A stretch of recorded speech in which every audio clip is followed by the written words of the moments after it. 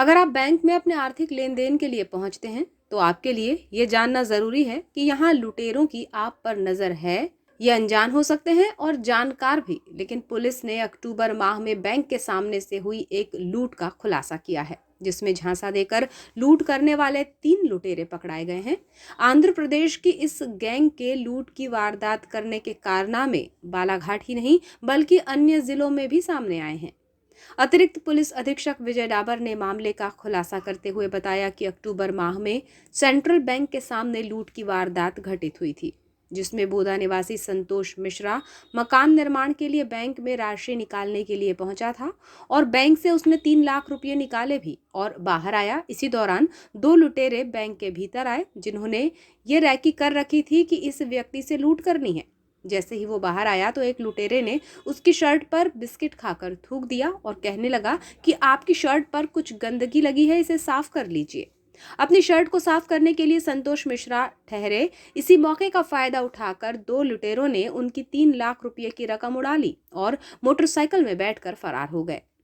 घटना के संबंध में आगे की जानकारी देते हुए अतिरिक्त पुलिस अधीक्षक ने बताया कि आंध्र प्रदेश का ये गिरोह लूट की वारदात करने में सक्रिय था, जो नागपुर में किराए का मकान लेकर रहता था। ये लोग छोटे जिलों को टारगेट किया करते थे, जिसके बाद रैकी होती थी और बैंक के आसपास का एरिया अच्छे से चेक कर लिया जाता था। बताया गया कि इस गिरोह का एक आरोपी रामटेक जिले में पकड़ाया था, जिसके बाद पुलिस ने पड़ताल की तो उसने बालाघाट में भी इसी तर्ज पर लूट किए जाने की बात कबूल की। पुलिस 2 आरोपियों को लेकर आंध्र प्रदेश गई, जहां से सेंट्रल बैंक बालाघाट के सामने से हुई लूट की वारदात में लूटे गए 3 लाख रुपए बरामद किए गए हैं। एक आरोपी जेल में है और 2 आरोपी पुलिस की गिरफ्त में हैं।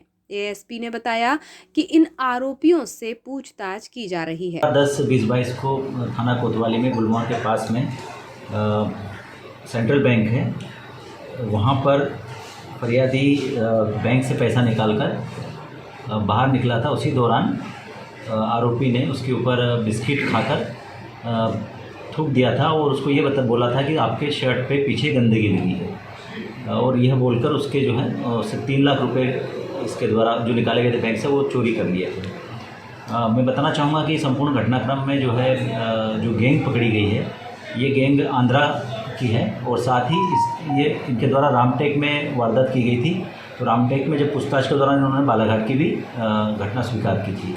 सर ये क्या चोरी कुल मिला के संपूर्ण विवेचना में जो तथ्य सामने आए हैं, इसमें ये बात पता चली है कि आरोपी आंध्रा के रहने वाले हैं और ये लोग नागपुर में कमरा किराए से लेकर रहते थे और मध्य प्रदेश सहित महाराष्ट्र और अन्य जिलों में इन्होंने वारदात को अंजाम दिया है, जिसमें मध्य प्रदेश में इन्होंने बालाघाट, छिंदवाड़ा, सिवनी और 1-2 जिलों में वारदात को अंजाम दिया है।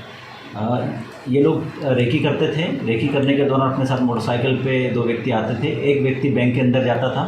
बैंक के अंदर जब ये जाते थे तो ये आदमी को नोटिस करते थे, उस आदमी को टारगेट करते थे जो सबसे ज़्यादा पैसा बैंक से निकाला है। उसके बाद में उसका पीछा करते थे और ऐसी जगह पे रुकते थे, या वो जब जो रुकता है किसी जगह पे फरियादी लघु शंका के लिए या चाय पीने के लिए या किसी भी कारणवश, तो उस समय मौके का फ़ायदा उठाकर उसका ध्यान भटकाकर उसके पास में जो पैसे लेते हैं बैग में वो चोरी कर लेते थे या उसको चुरा के लेकर भाग जाते थे।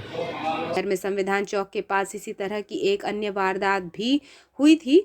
पुलिस का कहना है कि आंध्र प्रदेश के ही अन्य किसी गिरोह ने इस वारदात को अंजाम दिया होगा, जिसका पता लगाया जाएगा।